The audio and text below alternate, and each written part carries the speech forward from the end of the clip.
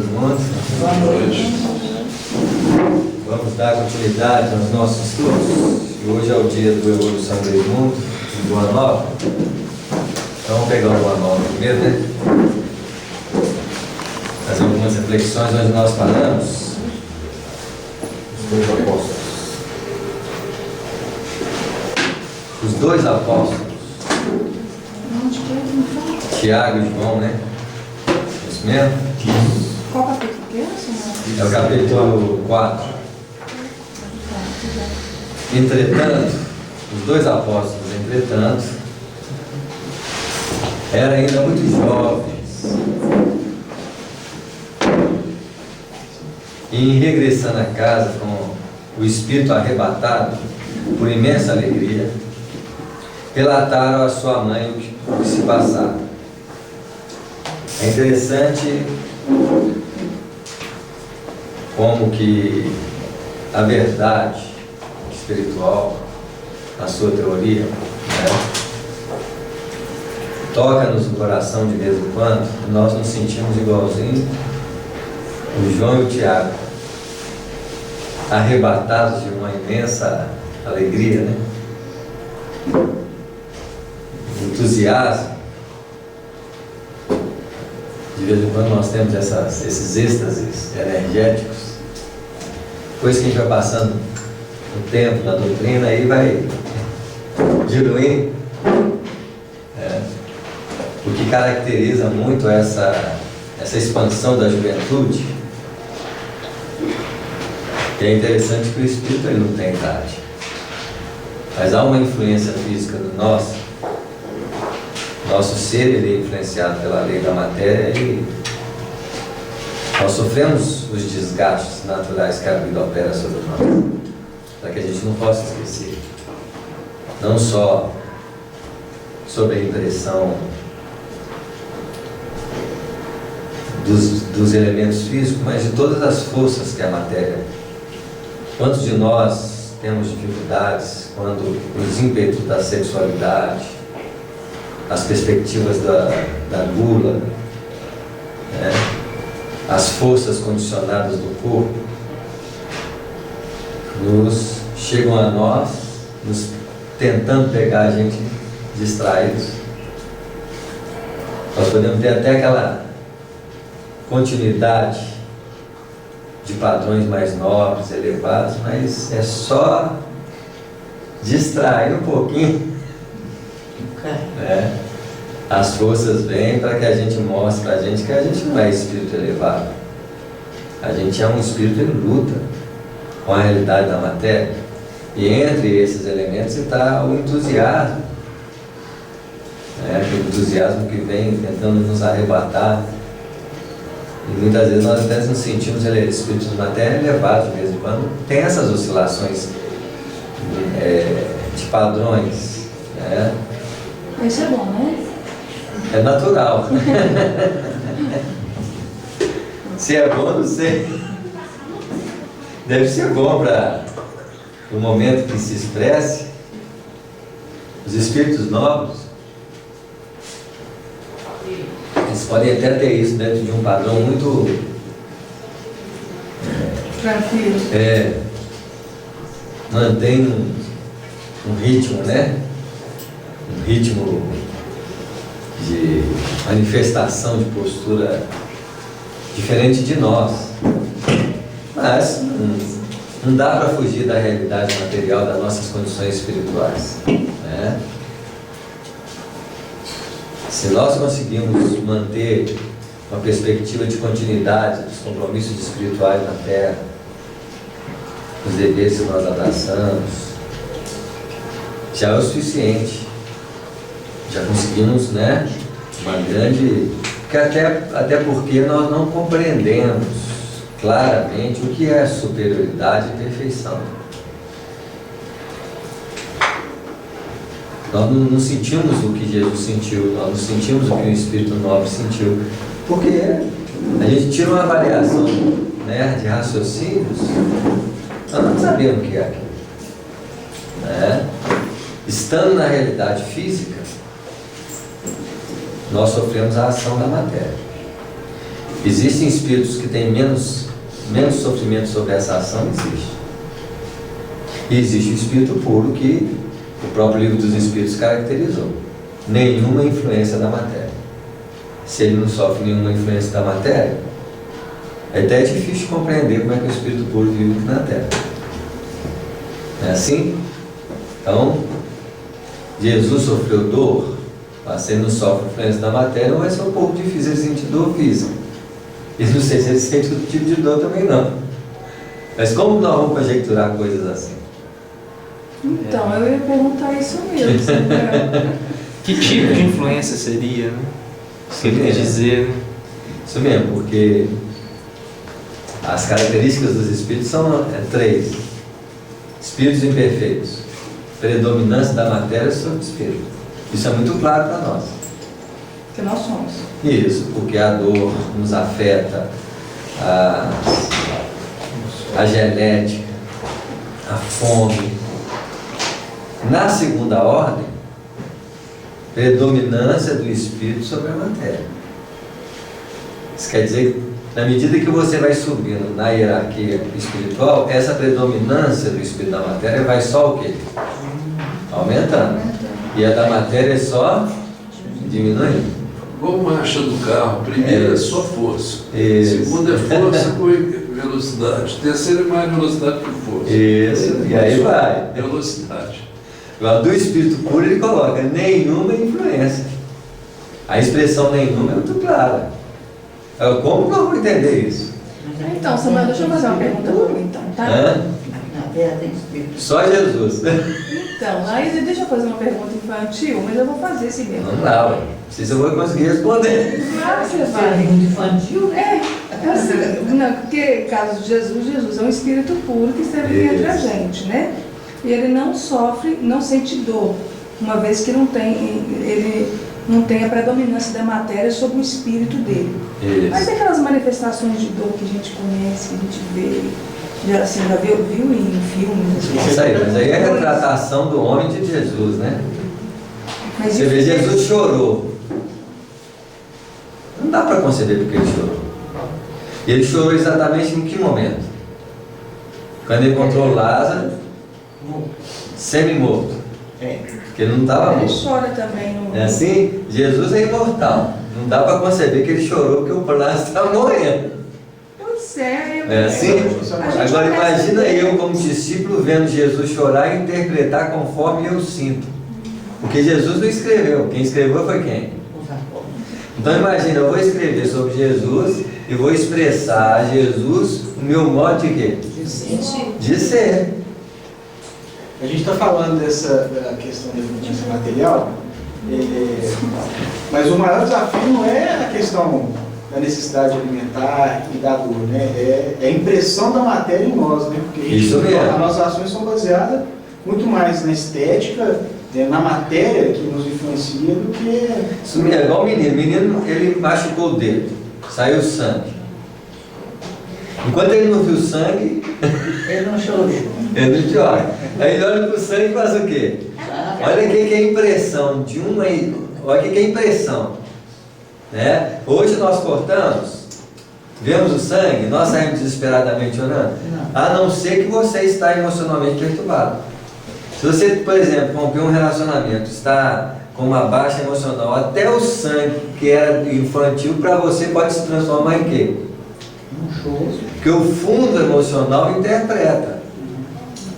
Então, na realidade, Jesus não sentiu dor, Jesus não chorou. Eu não sei como é que é isso, eu só sei que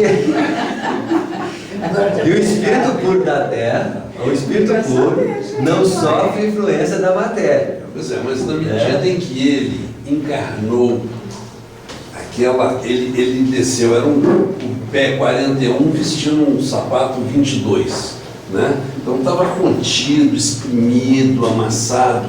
Será que ele não poderia, com o poder que tinha, tentar entender do ponto de vista do humano? Ele já foi humano, ele nem precisava entender não, porque ele já foi humano. Tá bom.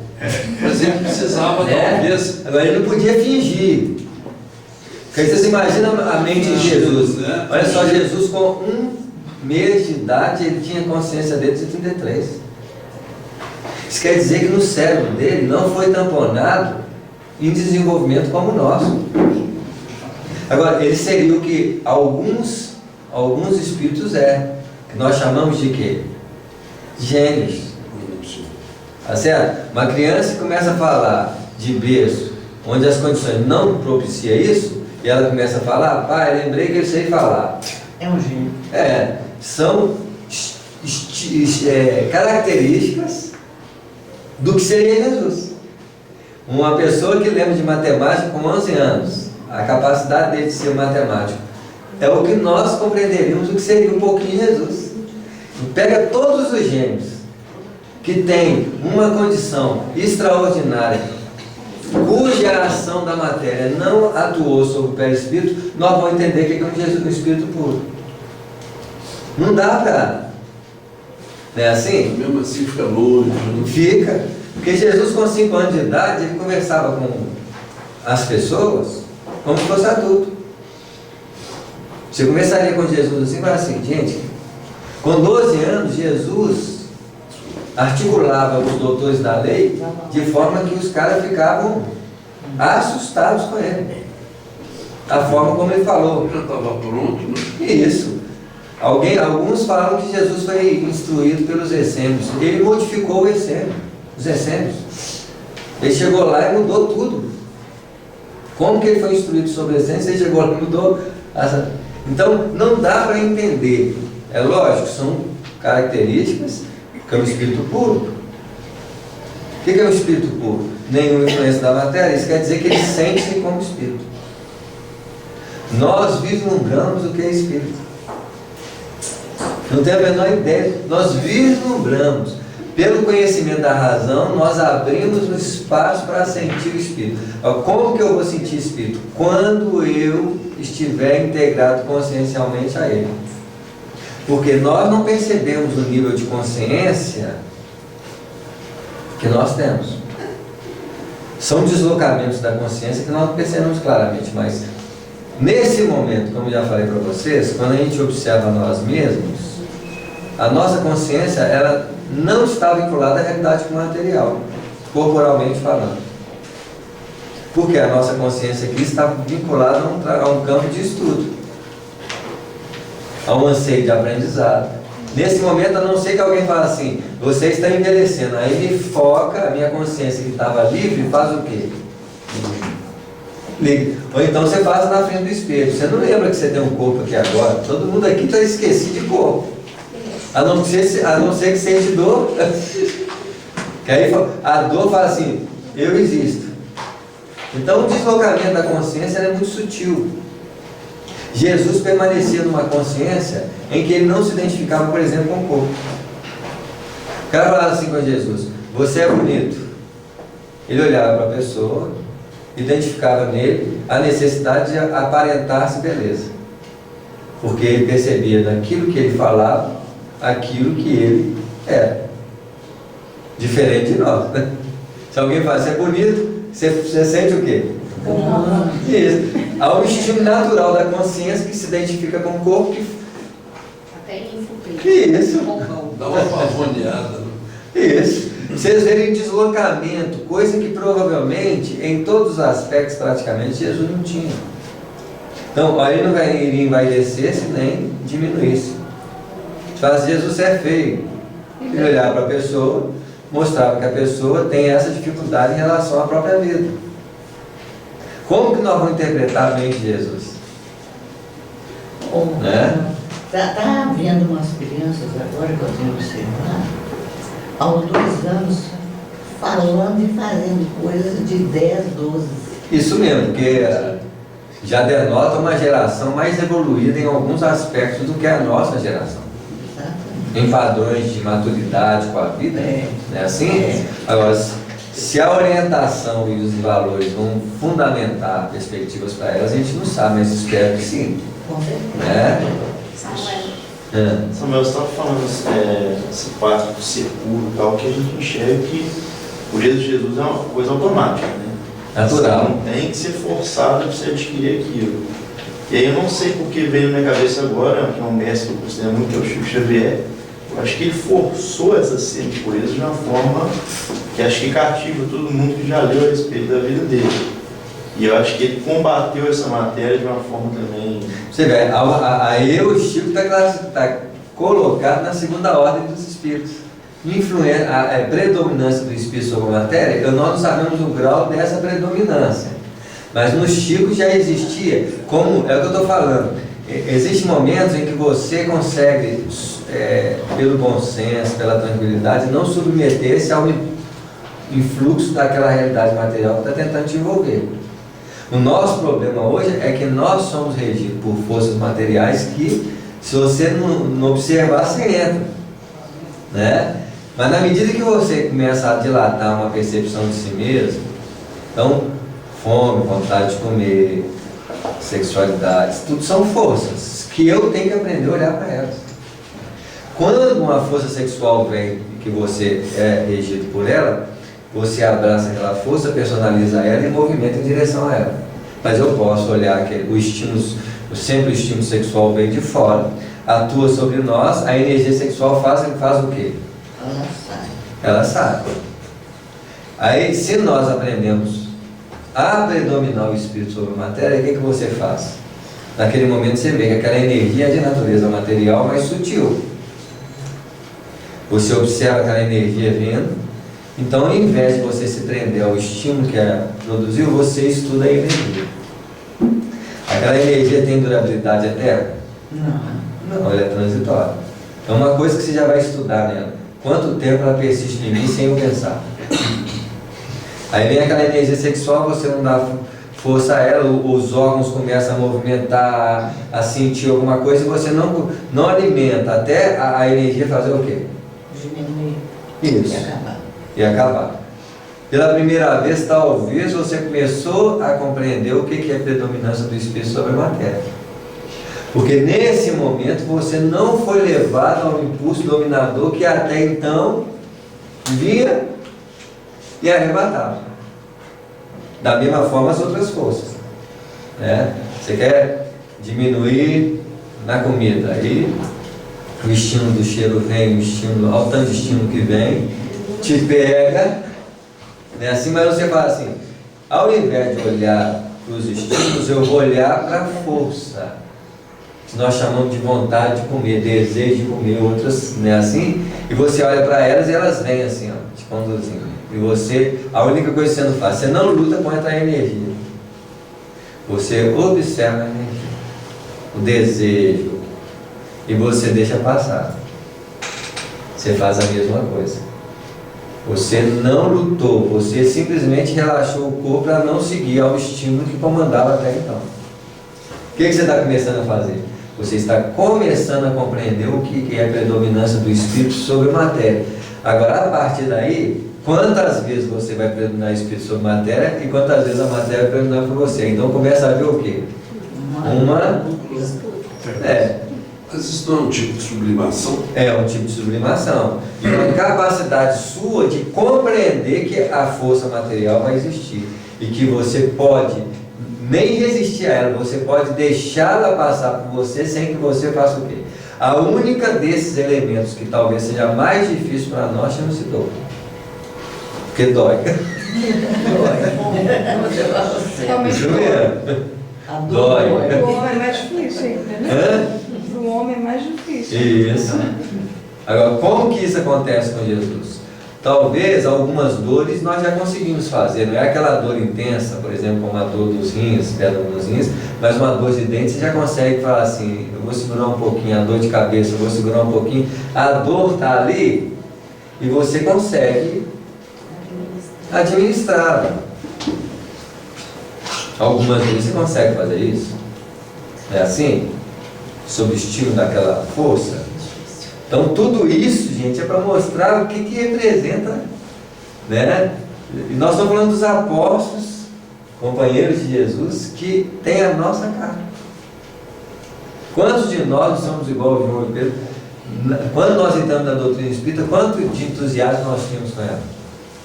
Eu pergunto para vocês, é o mesmo entusiasmo hoje? Não. Aquele entusiasmo fez o quê? Até porque as dores, as lutas, né, assim, foram nos lapidando e talvez até por causa desses elementos, hoje a doutrina espírita e a fé é mais o quê? Mais centrada, mais, né, assim? Nós chegamos no patamar de fé elevado? Não. Isso aí. Não é assim? Salomé, a esposa de Zebedeu, apesar de bondosa e sensível, recebeu a notícia com certo cuidado. Também ela ouvira o profeta de Nazaré nas suas gloriosas afirmativas da véspera. Pôs então a ponderar consigo mesma: não estaria próximo aquele reino prometido por Jesus? Olha a pergunta: que reino é esse? Você já notou que nós estamos sempre correndo atrás do reino? O maná que vai cair do céu. É assim? A terra prometida. Depois transforma de novo. O reino dos céus. Hoje o Espírita tem a sede para o plano espiritual do nosso lar. É assim? Sempre nós estamos colocando as coisas de forma o quê? Externas. Mundo de regeneração. Bem material. Para nós atestar que o mundo de regeneração existe só materialmente, aí você vai falar assim: nosso lar está presente. Como nós vamos testar trem-bala, né, assim, hospitais funcionando? Nossa Senhora, mas isso é regeneração? Isso é o efeito superficial da regeneração. Nós estamos falando de características do quê? Internas. Fundamentos de transformação, e que é extremamente ainda o quê? Difícil para nós, né? Olha só a preocupação dela do reino prometido. Está próximo? Tem quanto tempo que isso aconteceu? 2000 anos? E até hoje chegou. Entender? É assim? Mas a gente já sabe, né? A gente já tem essa consciência. Isso mesmo. Olha os nossos anseios com datas, né? Certezas. Pode caracterizar-se por transformações externas? Pode, porque no dia que o mundo mudar e nós não mudarmos, nós mudamos o mundo. O mundo mudou, eu não mudei? Qual que é o outro de mundo? Eu tenho que continuar no mundo que tem a minha o quê? Minha cara. A nossa sorte que o mundo de regeneração tem cara de doutrina espírita em funcionamento. Quer dizer, quando é que eu vivo em regeneração? Quando eu estou no centro espírita, dedicando a tarefa, que eu trato melhor as pessoas, né? Assim? Então nós vivemos momentos de regeneração onde nós deveríamos fundamentar esse momento em mais o quê? Mais tempo. Mais tempo, em outros lugares, né? Até virar permanente. Permanente no mundo de regeneração só quando nós tivermos um mundo de regeneração fundamentado sobre a educação dela. Né? Quem sabe se o filho de Maria não falava na cidade em nome de algum príncipe? Aí estava, os judeus sempre estavam esperando uma tomada de poder externo. Mas se ele falou do reino do céu, deve algum poderoso abraçou a ideia e vai o quê?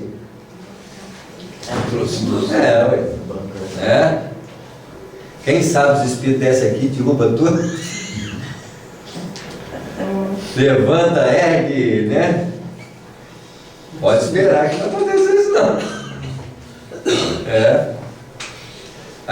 O Cristo deveria ser o intérprete de algum desconhecido ilustre que recrutava adeptos entre os homens trabalhadores e mais fortes.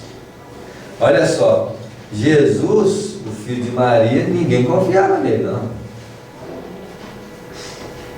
Vai sair o que dali? Então, outra coisa que nós temos que compreender: o ser evoluído tem características externas de evolução? Não. Isso. Então, se essa expressão está aqui, é porque Jesus era visto como o quê? Isso. Um ser comum. Um ser comum. Jesus chamou muita atenção do povo através do quê? Hã? Milagres, fenômenos.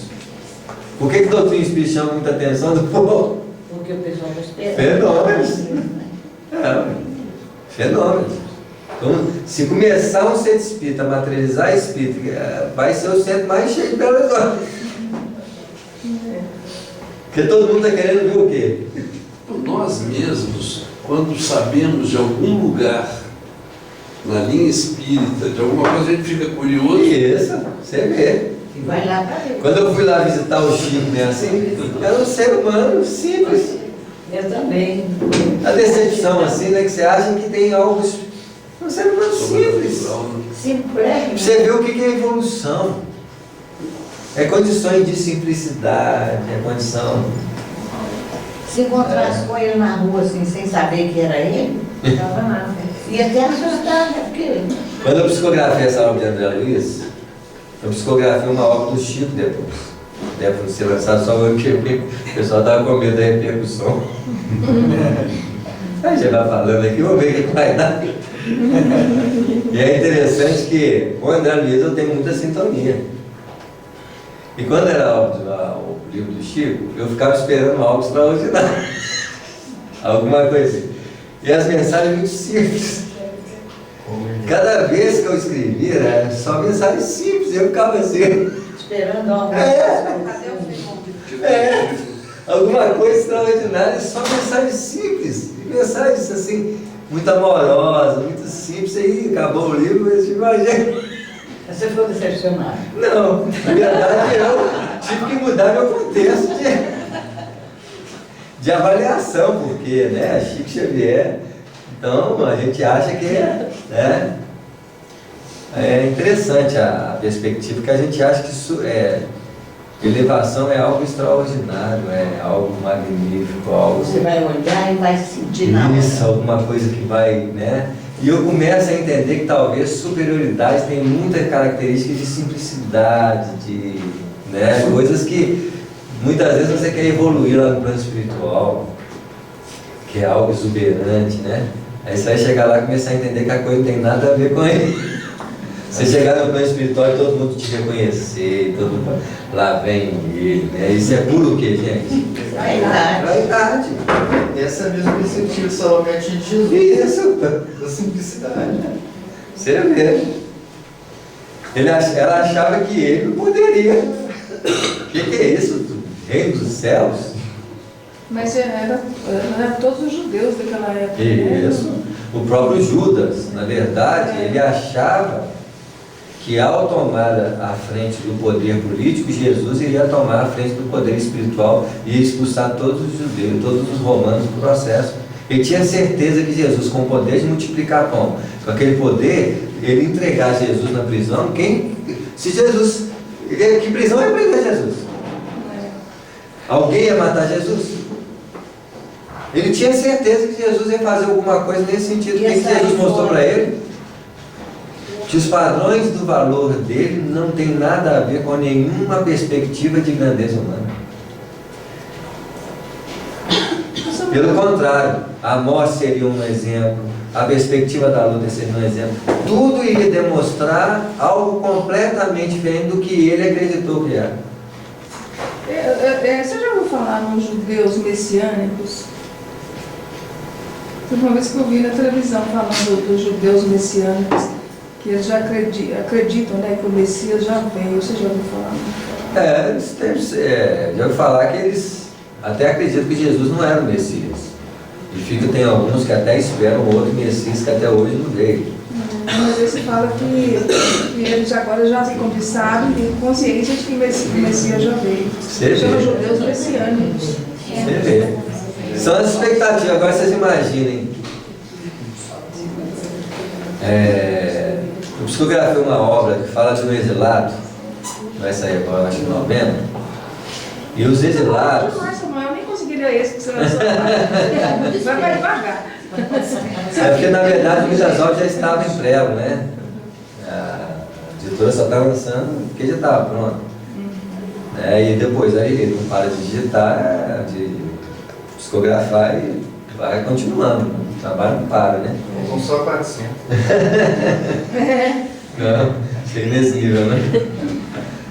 Então, aí os espíritos exilados tiveram uma reunião com Cristo no plano espiritual e ele promete vir e ampará-los. Todos os exilados esperaram o Messias no Egito.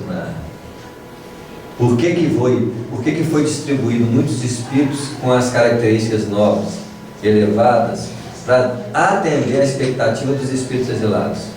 Então o Buda veio, o Krishna veio, todo mundo. Tem gente até que fala que o Cristo veio todo, não, o Cristo na condição espiritual. São espíritos muito próximos da realidade do espírito puro, que vieram atender a expectativa da promessa do Cristo. O Cristo escolheu o povo mais orgulhoso, que era o judeu. De todos os exilados, ele escolheu o que mais complicado e falou assim: eu vou nascer em meio às condições mais prejudicadas. Agora, não deixou de atender a todos. Mandou espíritos de hierarquias nobres com características de cada povo para atender às necessidades espirituais de orientação que ele prometeu quando ele recolheu esses espíritos, na proximidade da terra e ofereceu-lhes a possibilidade de eles ajudarem a implementar a verdade espiritual na terra. Movendo, né? Movendo. A quem seriam confiados os postos mais altos? Aí olha o que é nós franceses, né? Assim, chegar no nosso lá e pegar o ministério, deve ser ministro lá. Só que eu sempre saber quem que é para eu ficar perto, né? Dentro da nova fundação, seus filhos queridos bem o mereciam. Precisava agir enquanto era tempo. A gente, é os nossos interesses, né? O povo de há muito falava em revolução contra os romanos, e os comentadores mais indiscretos anteviam a queda próxima dos Antipas. O novo reinado estava próximo e, alucinada pelos sonhos materiais, maternais, Salomé procurou o Messias no ciclo dos seus primeiros discípulos. Então vamos parar por aqui. Para isso mesmo? Vamos parar por aqui para a gente pegar esse tópico e seguir isso no próximo estudo. É a mãe judia. Que era fundamento, era um fundamento de ideia transmitida, né? Agora naquela época, imagina. E olha que muitos deles eram espíritos o quê? Exilados.